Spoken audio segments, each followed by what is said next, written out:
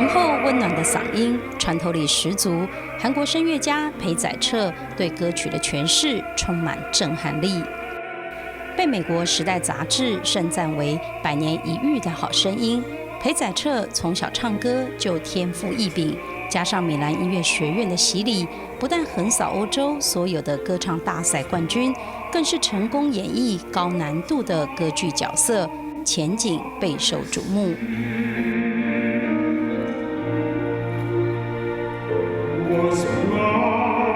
然而，在事业如日中天之际，裴载彻发现罹患了甲状腺癌，手术伤及声带，被医师宣判再也无法登台演唱。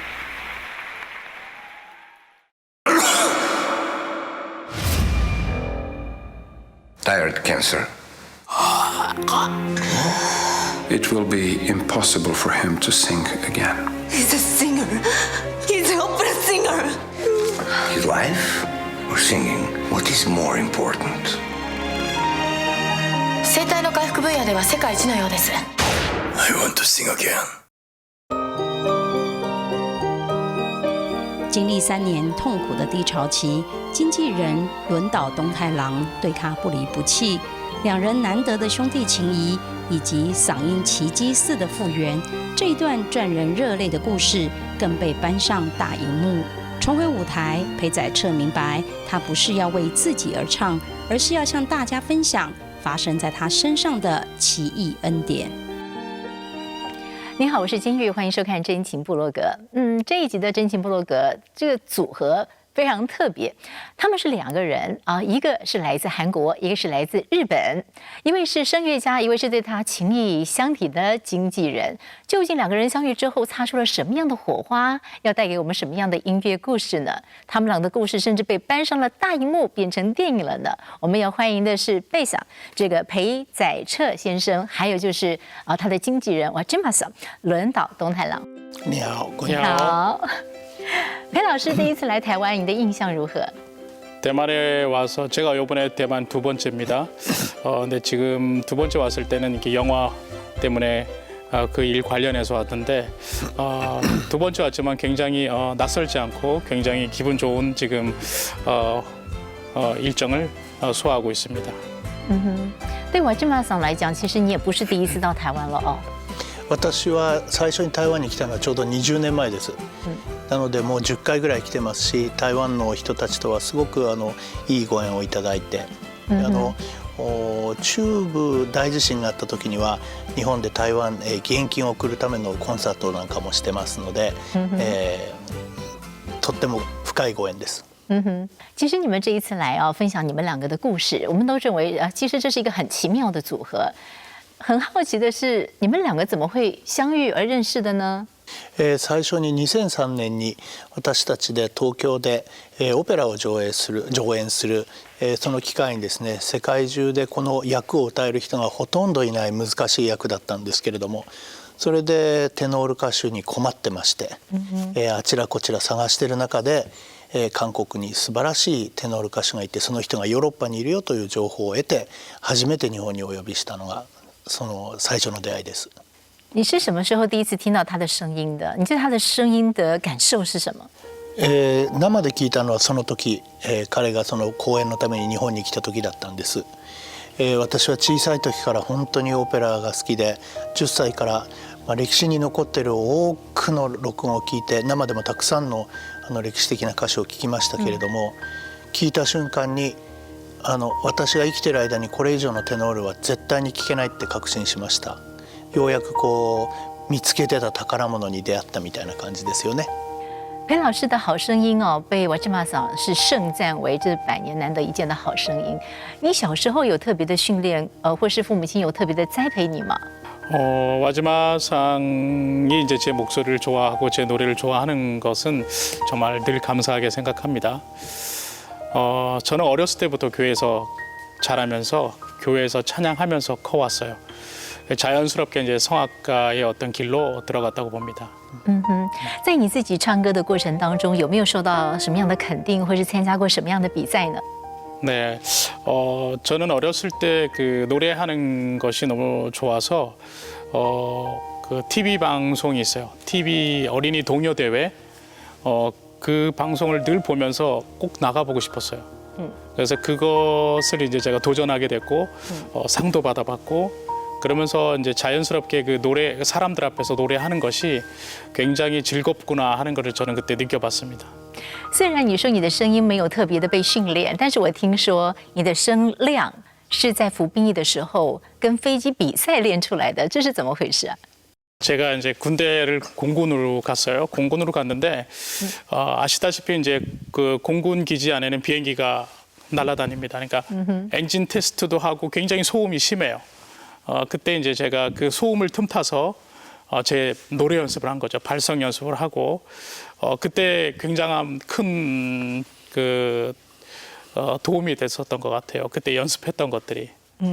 后来是什么样的机会好让你到这个意大利可以去进修哦？因为其实我们知道，如果要到欧洲去深造的话，其实花费也不小哎。 저는 대학을 들어가서 그 성악을 전문적으로 공부를 하면서 늘 꿈꿔왔던 것이 이제 이태리에 가서 오페라를 정말 공부해보는 것이었습니다. 저는 사실 그렇게 부유하게 자라지는 못했어요. 그러니까 음악을 공부하려면은 조금 경제적으로 부담이 많이 됩니다. 그런데 사실 제가 노래를 공부하기 시작할 때 우리 부모님께서 형편은 어렵지만 그래도 꼭 제가 노래 공부하는 걸 정말 원하셨어요. 그 힘든 상황에서도 저를 공부를 시켜주셨습니다. 그걸 늘 감사하게 생각하고 있어요. 除了奖学金之外，听说你参加很多的比赛，靠奖金让你可以把这个书给念完，是这样的吗？ 제가 유학을 갔을 때 우리나라에 그 금융위기가 왔어요. IMF라고. 근데 그때는 이제 저는 부모님이 보내주시는 그 생활비로 유학을 하고 있었는데 유학비로 그 IMF 때 갑자기 이제 그 유학비가 끊어지게 됐어요. 받지 못하는 상황이 돼서 근데 제가 그때 생각한 것이 내가 콩쿠르를 해서 국제 콩쿠르를 해서 상금이 나오니까 그 상금으로 내가 생활을 해야겠다 생각을 하고 제가 그때부터 콩쿠르를 하기 시작했어요. 오히려 그때 저는 그런 어려움이 없었다면 아마 제가 그때 당시에 콩쿠르를 하거나 그렇게 그 노래를 하기 위해서 더 애를 쓰지 않았을 거라고 생각해요. 근데 저한테 어려움이 왔기 때문에 그것을 어떤 전화위복의 기회로 삼고 그 상황을 저에게 더 오히려 좋은 방향으로 만들었던 거죠. 不管是参加比赛也好，或是后来获得很多邀约演出的机会哦，你身为一个韩国人，一个东方的面孔，那些欧洲人是怎么看你？怎么会突然出现一个这么会唱歌的人？ 아시아 사람이기 때문에 사실 우리가 생김새도 유럽 사람이 아니고 그들이 봤을 때는 조금 좋지 않게 볼 수도 있어요. 그런데 저는 그렇게 생각을 했어요. 제가 그들보다 노래를 더 잘한다면 분명히 나는 기회가 올 것이라고 생각했고 그래서 열심히 노래 연습했고 그래서 좋은 결과가 있었습니다. 그래서 저는 그 기회가 왔을 때 저에게 기회가 왔을 때 절대 그것을 실수하고 싶지가 않았어요. 그래서 완벽하게 그 퍼포먼스를 해야 된다고 생각했고 그래서 누구보다 더 열심히 그 작품을 만들고 했었습니다. 哇，真马桑，你为什么会形容他在台上像国王，在台下像小孩？歴史的な偉大な芸術家とお仕事をねさせていただいたこともこれまでたくさんありますけれど一つ共通して言えるのは本物の人って偉そうにしないっていうことなんですよね。みんな子供のままだっていうこと。でも一旦その人の仕事のその自分の立つべき舞台ステージに立った時にはもう誰もそこに行けないような高みに立ってるっていうそれが共通していることなんですけどベイさんはまだその時30代前半でしたけどもうすでにそういうものを私は感じました。我听说在裴老师到处去这个演唱，而且获得了国际间非常重要的一些赞赏跟一些非常好的评价的同时，出现了一个很有趣的故事。有一个乐评家就来抗议说，为什么裴老师唱歌可以用麦克风啊？それは彼のデビューの時だったんですけれども、その公演はとっても大きいホールで立派なホールではあるんですけれども声楽家泣かせ声楽家の声がなかなか通らないホールなんですね。で、しかもベイさんはその日本のデビューの時第一声を舞台の裏から歌わなきゃいけない役だったんですけれど、その時にいろんな人から主催者、その時私ですけど、あいつはバカだと。であんなにマイクを使うのはしょうがないけれど、だけど使うんだったらあんなに大きい音でやったらマイク使ってるのがもうはっきり分かるから、使うんだったらもっとボリューム小さくしなきゃダメだっていろんなところに言われましたけど、もちろんマイク使ってないんですよ。だから彼の声が素晴らしいせいで私はバカだって言われたんです。可见他那个时候当兵的时候跟飞机练声音的效果真是好啊。でも本当にそれほど彼の病気をする前の声っていうのはもうオペラファンにとっても、日本はうるさいオペラファンの人たちいっぱいいますけど、聞いたことがないぐらいに圧倒的なものだったっていうことですよね。只是这样的一个了不起的声音，后来突然出事了。裴老师是什么时候开始发现你的声带出现问题的？ 제가 독일에서 오페라 하우스에서 이제 주요 가수로 이제 노래하고 있을 때였어요. 그때가 2005년도. 그날도 이제 제가 오페라를 이제 작품이 올라가고 있었고, 그 작품을 하는 중간에 목소리에 좀 이상이 왔어요. 그래서 병원을 가게 됐는데, 저는 그냥 감기 정도로만 생각하고 병원을 갔었습니다. 그런데 병원에서는 진단이 이제 갑상선에 혹이 있고 그게 암인 것 같다라는 이제 진단을 받게 됐죠. 성대 신경이 끊어졌고, 그로 인해서 아무래도 성대 마비가 오기 때문에 앞으로 노래하는 거는 아마 힘들 것이다. 그러면서 당신 남편의 어떤 생명 아니면 노래 어느 것이 더 중요하냐 이렇게 물어봤었다고 해요.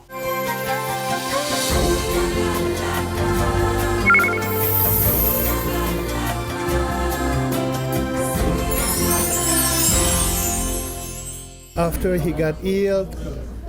he took off all the clothes and he became naked completely in his heart, with his soul. So he has become very kind and warm. You know, it's very difficult to explain his personality, but you know, one thing is very clear. If you, just now you listen to him, right? If you listen to his music, everything is there.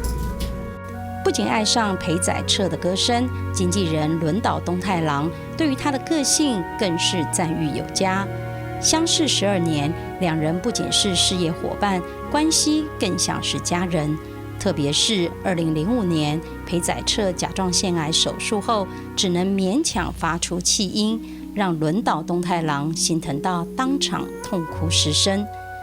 而以歌唱为志业的裴载彻，此时反而开始重拾信仰的力量，暗自期待奇迹的出现。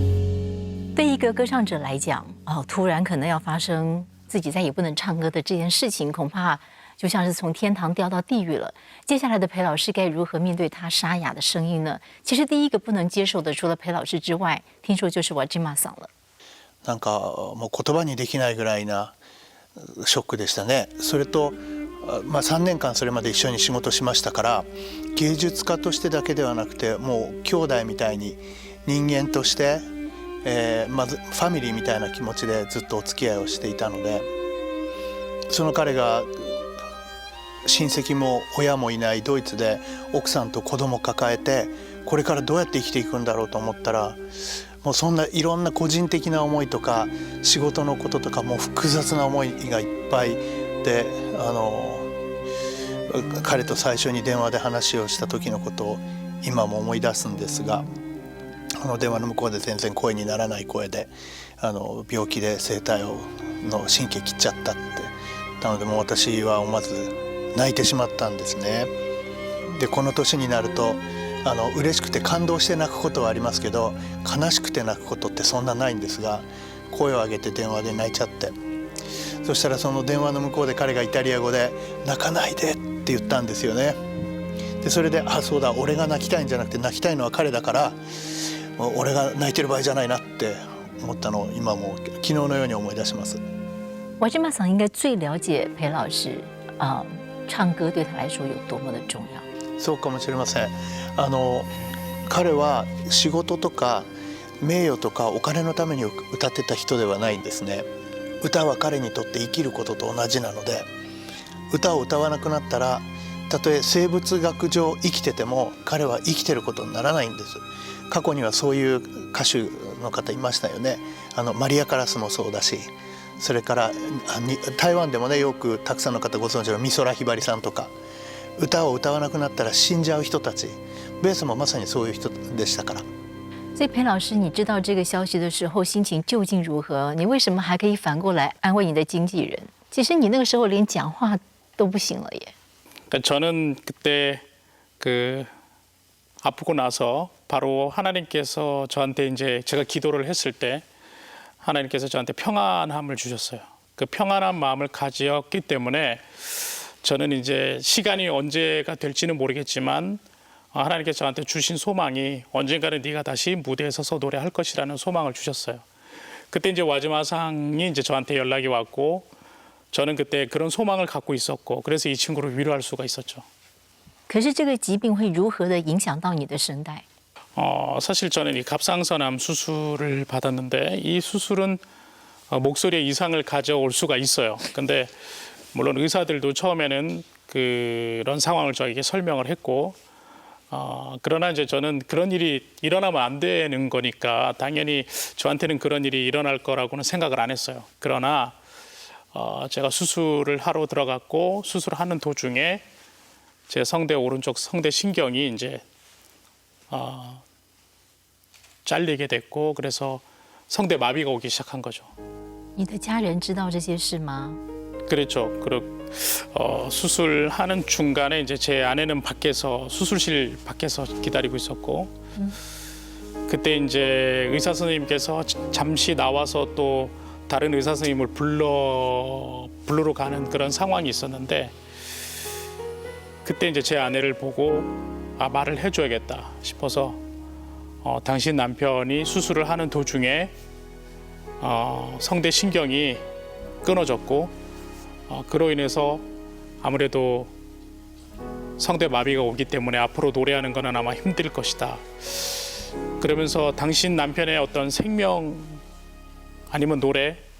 어느 것이 더 중요하냐 이렇게 물어봤었다고 해요. 제 아내는 당연히 그 두 개 다가 중요한데 그래도 더 생명이 중요합니다라고 그 의사 선생님께 그때 말씀드렸대요. 你的太太在你生命中一直扮演着一个最支持你的角色，在这个时候她也是挺身出来，维持家计，是这样吗？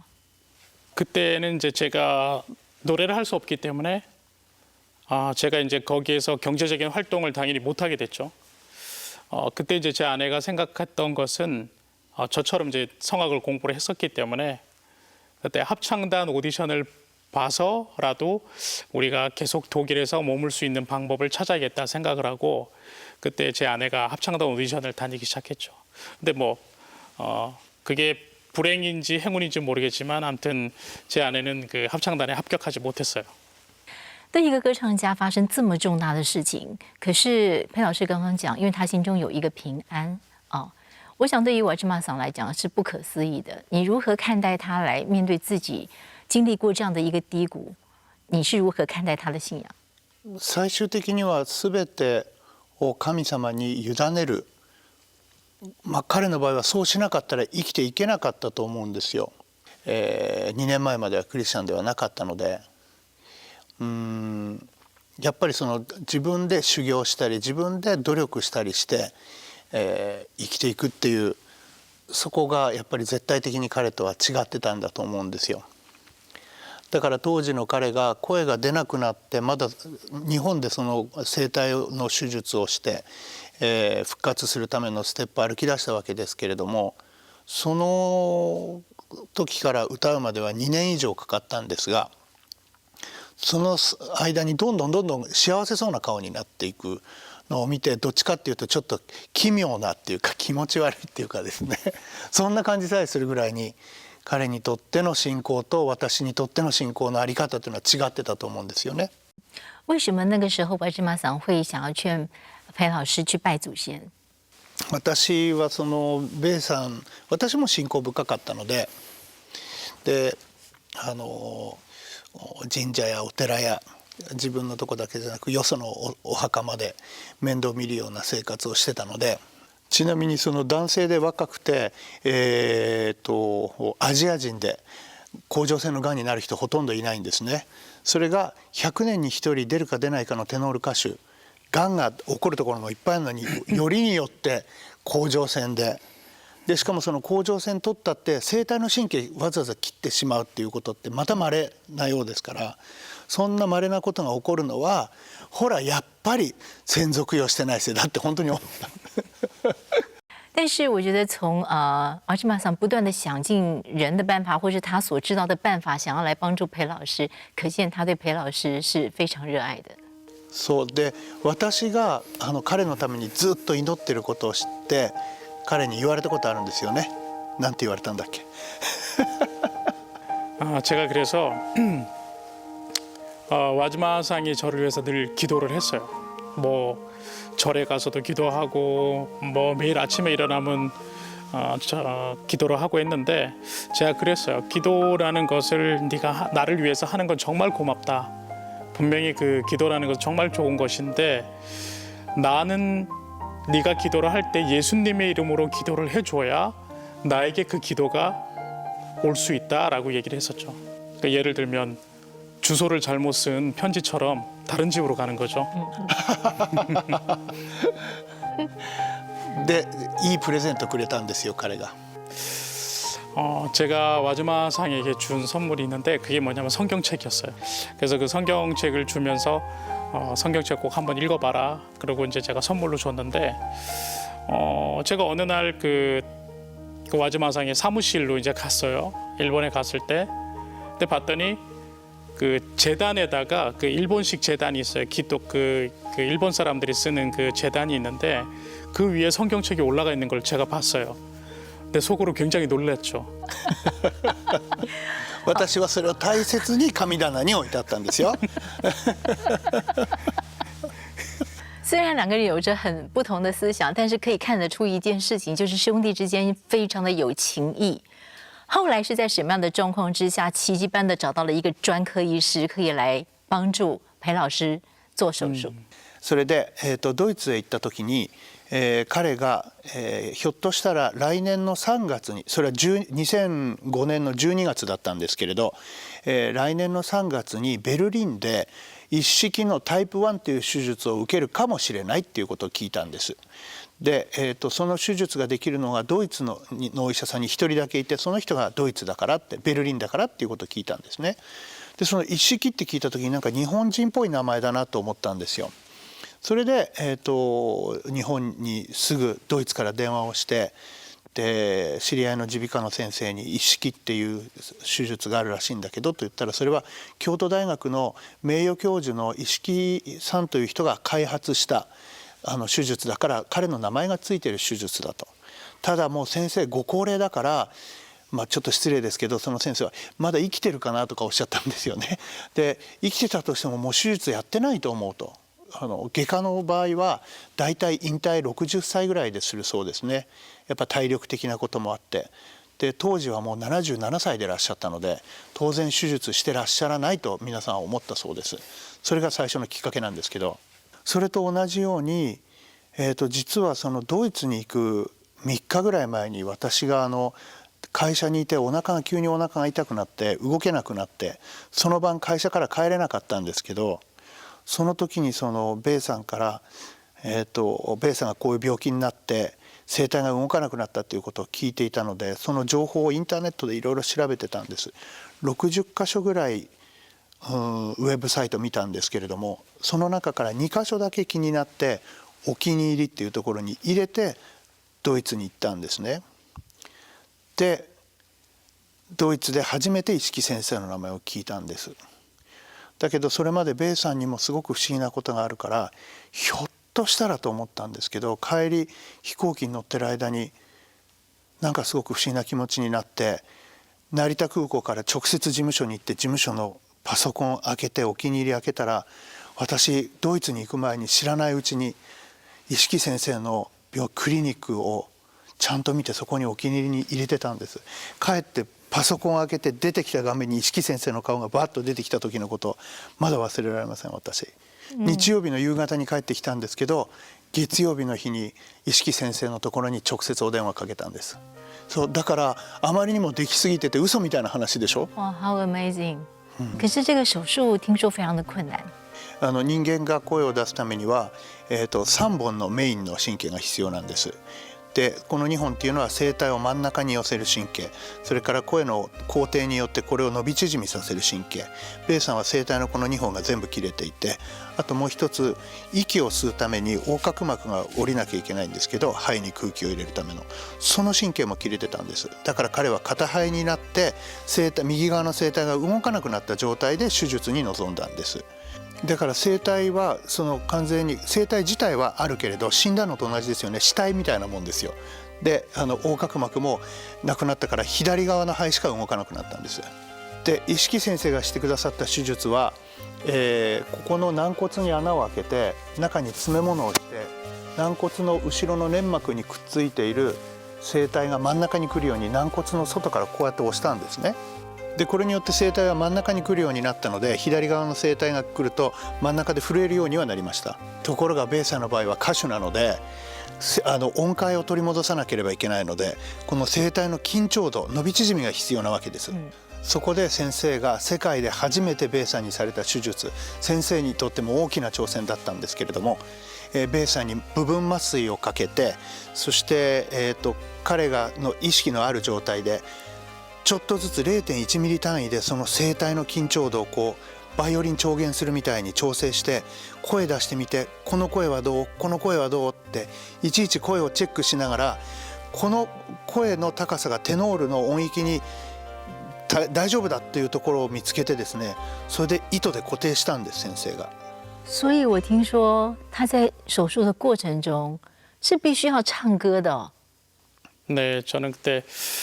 수술이 이제 제일 마지막 부분에 그러니까 노래를 테스트처럼 해보는 거예요. 어떻게 소리가 나오는지, 어떻게 노래가 되는지. 왜냐하면 한 번도 이런 수술을 해본 적이 없기 때문에 이식기 박사님도 그 부분을 굉장히 조심스럽게 저한테 처음에 이제 수술 들어가기 전에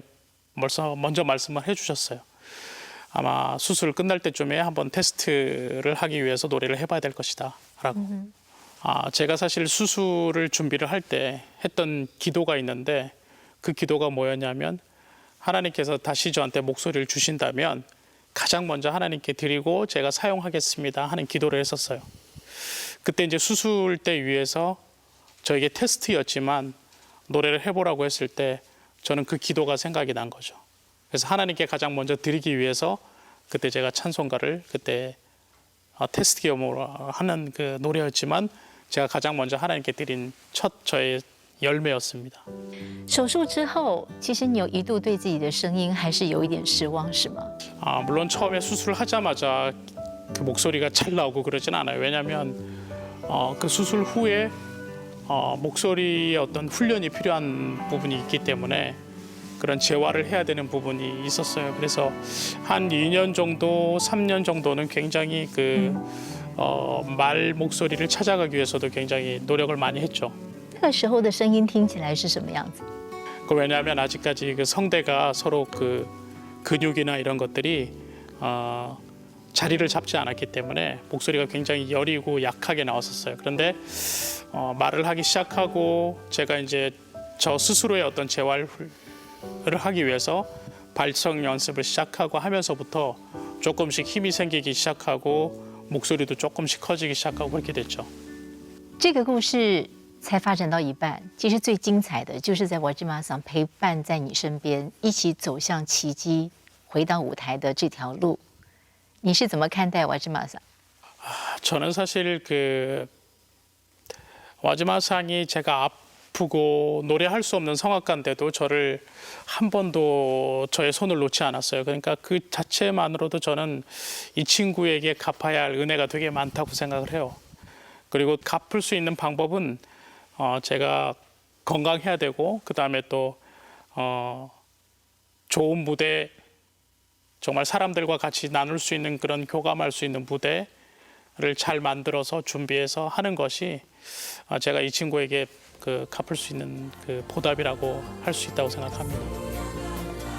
耳には聞こえないんだなということを改めて思いました。確かに数値は小さくなったかもしれないけれど、音楽の一番美しい耳に聞こえないところは何倍も大きくなった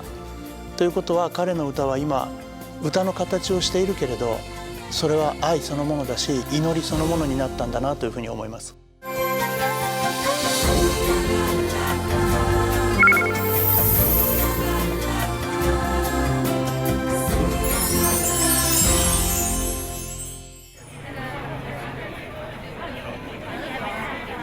这一回，裴载彻与轮岛东太郎带着取材于自己故事的电影来到台湾。首映会现场1000多人受到感动，甚至在电影播毕后起立鼓掌。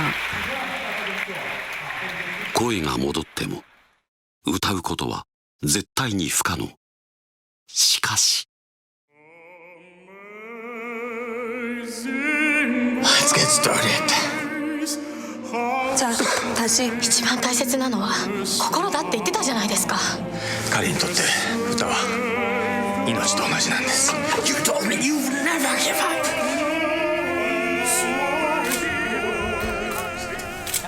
But now I'm found. 从失去声音到重回舞台，裴载彻每唱歌都要对这一段经历充满感恩。因为失去声音的3年，让他体会到，比起歌唱技巧，他更要传递内心的温暖与关怀。虽然是找回了声音，但是对于这个声乐家来讲，声音已经不同了。但是接下来这些挫折，却让他明白，原来他现在的声音不是为了自己的职业而唱。因为他的歌声带着一种很特别的力量。我们来谈谈这对兄弟啊，这个在这个情义相挺的状况之下，经历了多少的事情。其实裴老师后来你在刚刚复出的时候，被一个教会邀请，我听说你是连歌都没有办法唱完的，是吗？ 제가 독일에서 이제 그때가 수술 받고 나서 그 2년 만에 이제 처음으로 이제 교회에서 노래를 하게 됐는데 찬양을 하게 됐는데 처음에는 그 제 목소리가 예전처럼 나오지 않았기 때문에 처음에는 이제 시작을 해서 노래를 다 부르기까지 굉장히 힘들었어요, 사실은.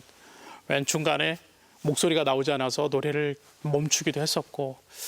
그때 이제 우리 교인들이 같이 저를 위해서 응원하면서 같이 찬양을 불러주고 그랬던 적이 있습니다. 不过，身为一个声乐家一首歌唱不下去的经验，会不会让你不敢接受其他的邀约？ 그렇죠. 왜냐하면 저는 그냥 노래를 부르는 사람이 아니고 프로 성악가이기 때문에 노래 한 곡을 완벽하게 불러야 된다는 게 당연한 것이거든요. 근데 노래 한 곡을 완벽하게 부를 수 없을 때 어떤 오는 그 자괴감이라는 게 굉장히 크죠. 听说后来有一次，你接受了一个邀约，原本不想去唱，但是上帝对你说话了。 사실 그때는 인간적인 생각으로서는 제가 그 한 곡을 다 부를 자신이 없었어요. 그런데 제가 기도를 하고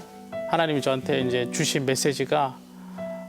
그 무대는 내가 만들어 놓은 거야. 네가 가서 순종하기를 원한다라는 메시지를 저는 받았어요. 그래서 제가 순종하는 마음으로 그 일본에 가서 그때 찬양을 하게 된 거죠. 所以瓦西玛桑，我知道后来他在日本有一次唱歌，甚至NHK 电视台是用 prime time 晚间9点的新闻报道说这是一个不可思议的夜晚。这个报道是如何诠释裴老师的歌声？確かにベイさんみたいな状態になってから声楽家としてカムバックした例っていうのは世界に一つもないから、その意味でも信じられないんだと思いますけれど、あともう一つ信じられなかったのは、声があんなにその数値で測れる大きさ、長さ、高さ、その数値で測れる部分からしたらカムバックした時のベイさんは昔の 20%、30% ないぐらいの声だったんですよね。にもかかわらずその前のベイさんを知ってる人たちも含めて多くの人が彼を聞いて、ベイさんは前よりも素晴らしい歌手になったということ、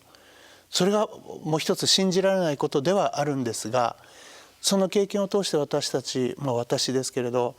音楽の一番美しい部分は耳には聞こえないんだなということを改めて思いました。確かに数値は小さくなったかもしれないけれど、音楽の一番美しい耳に聞こえないところは何倍も大きくなった。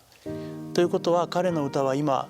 歌の形をしているけれど、それは愛そのものだし祈りそのものになったんだなというふうに思います。你现在唱歌跟以前有什么不一样的感受吗？ 당연히 있는데 뭐가 틀리냐면 예전에는 저의 어떤 그 소리를 보여주는 것에 더 제가 집중을 했었어요. 그런데 지금은 제가 보여줄 수 있는 그런 소리보다는 제가 마음으로 가지고 있는 음악을 표현하려고 하는 것. 그러니까 마음속에 있는 음악을 어떻게 하면 잘 전달할 수 있을까? 내가 가지고 있는 지금 목소리로 어떻게 하면 잘 전달할 수 있을까라는 마음을 가지고 늘 한 곡 한 곡 노래를 부릅니다. 그래서 그거를 이제 사람들이 듣고 더 감동을 받는 것 같아요. 所以看到裴老师经过这么辛苦的一段，是如何在影响着ワシマさん。公開される映画の制作の過程でそういうことが起こったんですけれど、でもベイさんに神様が全て聖書の中にあなたが越えられないような大きな苦しみを与えない。で同時にそこから逃げる道も逃れる道もちゃんと用意してくださると御言葉に聖書の中にありますが、それと同じように私のその時には全く周りに見えなかった解決策も光も見えなかったところにイエス様を受け入れてから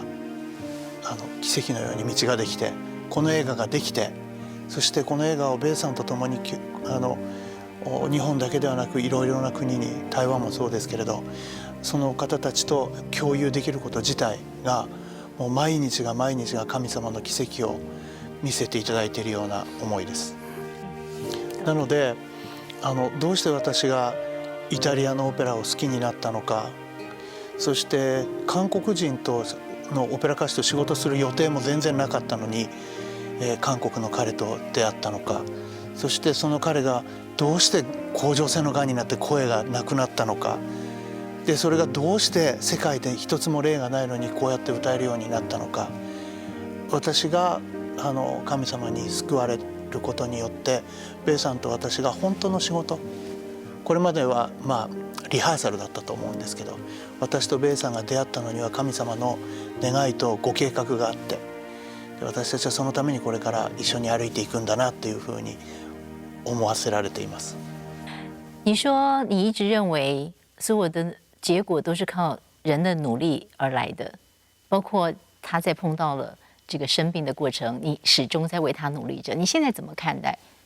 もちろん自分たちが一生懸命努力することは大事だと思いますけれど、ですけれども例えばね、一色先生を見つけたところで一色先生と同じ時代に生きてなかったらそれまでのことなんですよ。もし一色先生がもう手術してらっしゃらなかったらそれまでのことで、私たちの力ではどうにもならないことを全部考えてみたら神様がご用意してくださってますよね。だからもちろん何にもしないっていうことではなくて、神様の道が必ずあるということを信じて神様に全部委ねて一生懸命歩くっていうこと、そういうふうに変わりました。潘老师，你的故事被拍成电影，你会什么感受？ 사실 저의 인생을 좀 살아왔던 인생 중에 어떤 힘들었던 부분, 그다음에 또 그 안에서 찾았던 희망,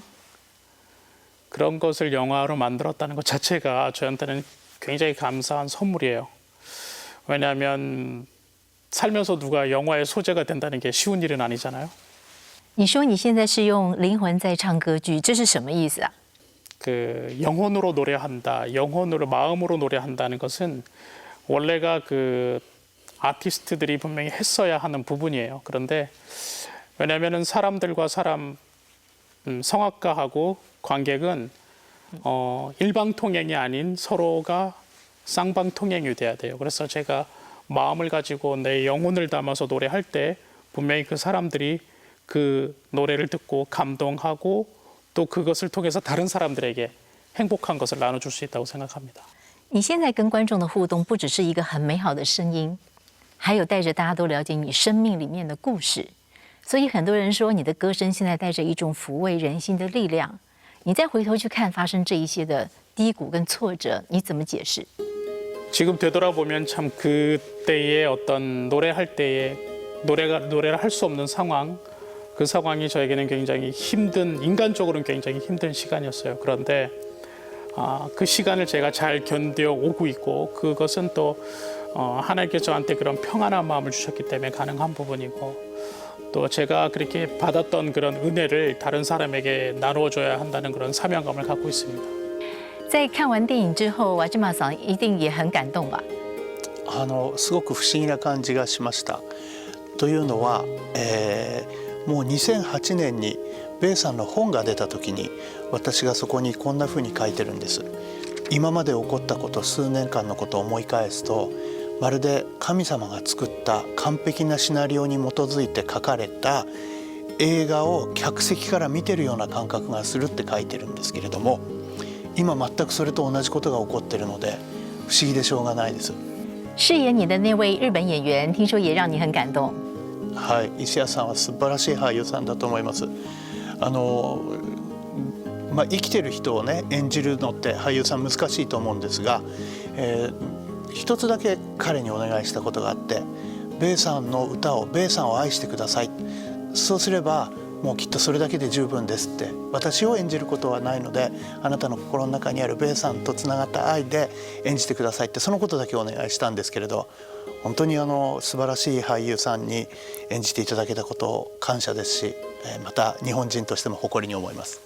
我相信你们的故事透过电影会让更多的人知道，但是如果在这里你们亲自要跟观众朋友说一些话的话，你们最后会分享什么呢？ 저는 관객들에게 얘기하고 싶은 것은 물론 말로 할 수 있는 부분도 있겠지만 저는 제 노래를 가지고 대화를 합니다. 그런데 어떤 부분에 있어서는 제가 노래를 할 때 사람들이 저의 눈을 꼭 쳐다보면서 있는 사람들이 많아요. 그러면 제가 그 눈을 쳐다보면서 말을 합니다. 그게 노래죠. 근데 사실 저는 성악가이기 때문에 그런 부분으로 관객들과의 만남을 계속 가져야 된다고 생각하고 또 그런 관계 속에서 분명히 사람들에게 행복함을 맛보게 해줄 수 있다라고 저는 지금은 그런 자신감이 많이 생겼어요. ワジマさん。ベイさんになぜ奇跡が起こったのか、その奇跡を通して私たちがその神様が私たちに何を望んでいるのかそれをこの映画を見てくださった方は感じていただけると思うんです。諦めないこと神様を信じていれば必ず常に希望があることでそして支え合うこと愛し合うことでその先にはきっと国や違いや過去や全部を超えて私たちが神様の愛という一つの家に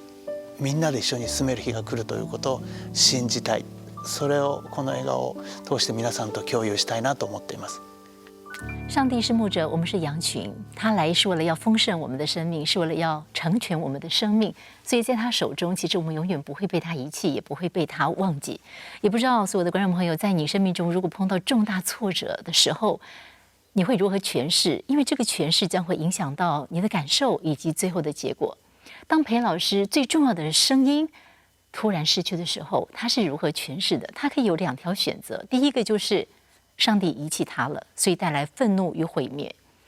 但是他也有另外一个思想，是上帝要把他给寻找回来，好医治、拯救、提升他。他选择哪一条路？相信裴老师现在的歌声已经说明了这个答案。而现在这位上帝的男高音，不只是透过电影、透过他的歌声，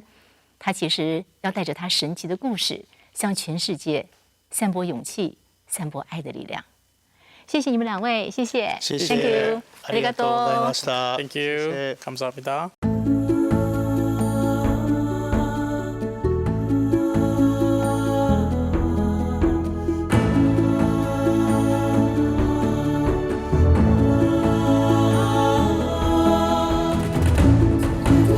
各位好，我是你们的老朋友孙越。裴老师的见证，我们看见了。这位被誉为100年来最好的声音，今天在这里做见证，不是只做见证他唱的有多好，他让人知道，他跟你我通通都一样，也会遇到困难，也会生病，那同时在他身边的这位经纪人，这位日本区的经纪人，原本是在拜别的偶像的，可是当这个裴老师生病的时候，他也不晓得该怎么办了。真的，上帝帮助他，使他改变了。他今天愿意在这里做见证，我也想到，在我们电视机前面的你，也许你有某方面的才能，也许你有某方面的需要，也许你正在生病，让上帝帮助你，让我们紧紧地抓住上帝的手，这位恩手我们抓住之后，我们会有平安。上帝的医治也可以改变很多的事情。我们一起低头做一个祷告。亲爱的主耶稣，我们谢谢你。我们借着裴老师他自己的见证，我们在这里祷告。主啊，真的求你帮助我们电视机前面的朋友们，让他们无论是在任何的一个状况之下，让他们相信主耶稣是他们生命的主，可以作为他们的救主。他们所遇到的、遭遇的任何的困难，都可以借着主耶稣而得到了帮助。祝很多的家庭有他们自己说不出来的一些事情，我们不知道，但是上帝通通都知道。求主帮助他们，让他们勇敢地走出去，进入教会，让圣经的真理改变他们，让他们紧紧地抓住了上帝的爱，有平安，有喜乐。我恭敬地为电视机前面的朋友们祷告，奉主耶稣基督的名，阿们。朋友，很多的事情都是这样，我们觉得我靠自己都可以，没有问题。也许有一些事情我都能解决了，或者有些事情不能解决了，觉得完了。也许我们借着各样的方式来拜偶像，但是上帝是独一的真神，唯有依靠他，在很多的事情上才能真正的改变，才能真正的得到保障。亲爱的朋友，希望你进入教会，希望你全家进入教会，让上帝的爱在你的家充充满满的，上帝赐福你。